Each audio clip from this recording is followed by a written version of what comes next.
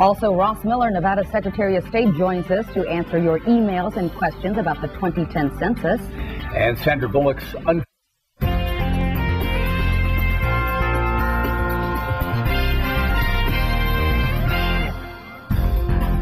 And welcome back. We all count. That is the message Nevada officials have for you regarding the 2010 census. Tomorrow is officially America's Census Day. The Constitution, of course, spells out that every 10 years, America determines its population. An awful lot's at stake.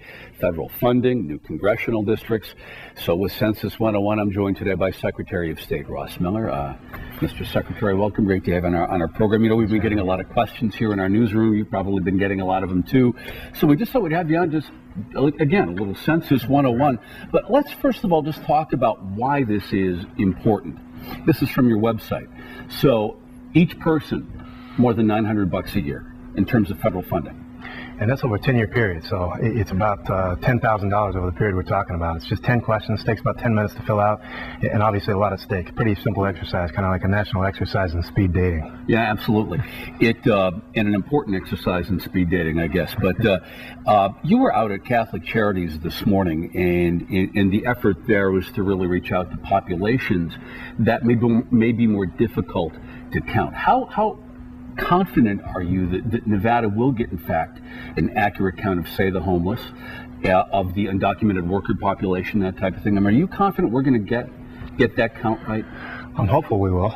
We get a lot of challenges this time that we've never seen in previous censuses. Obviously, we're number one in foreclosures, very high jobless rate, so more people displaced, very high immigrant population, people that don't trust the federal government, right. Aren't aware that the information won't be shared with other federal agencies, and a lot of people that just don't trust the federal government, skeptical about turning in information. So we're trying to reach those people to emphasize that the responses are completely confidential and trying to work with partner organizations and trusted voices that they listen to. And you mentioned that it will not be shared with anyone else. For example, if you answer, it's not going to be going to the IRS or won't be going to immigration or anything like that. Even telemarketing organizations, anything that people are afraid of giving their personal information out, they shouldn't be concerned. Yeah. The thing to take note of is that this is really a competition between the states. If you don't fill out this information and provide a complete census form, some other state's going to get the money. Okay, let's tackle some questions. What do you do if you didn't get a form?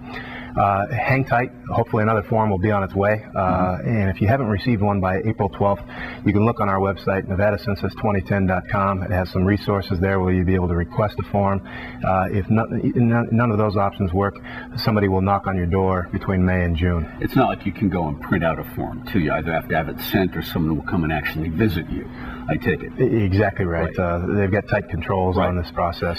One of our coworkers here at the station got a form for an address across the street, which is an empty lot. Right. What are you supposed to do when you get, forms for addresses that don't exist or just aren't accurate? Well, some people tell me that they're tempted to put 47 people live in the vacant lot. Right. Obviously, that's not what you're supposed to do. You're supposed to put a 0 and send it back into the census.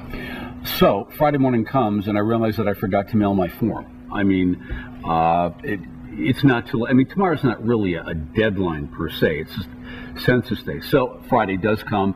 You just mail it in.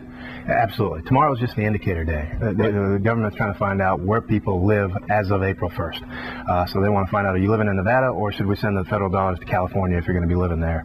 If you haven't filled it out, please send it in. Otherwise, they need to mail you another form, which costs money. And ultimately, if they've got to send somebody to your door, that costs a lot of money. So there are a couple different forms, as I understand it, right? I mean, there's kind of like a short form, which I guess I got, but some people will be getting a more detailed form. No, fortunately, they did away with that. Oh, they did away with that. A lot of people remember the long form, which was very, very burdensome and it was often long, intrusive. Yeah. This year, just 10 questions. Takes about less than 10 minutes to fill out, and obviously, as we're trying to emphasize, it means about $10,000 in federal funding and another congressional seat that Nevada stands to gain. We were just showing that's some of the file video of the form, and the first page is talk about you, and then the other for any additional people who also live in your home, that type of thing. Why is the census information not shared with law enforcement?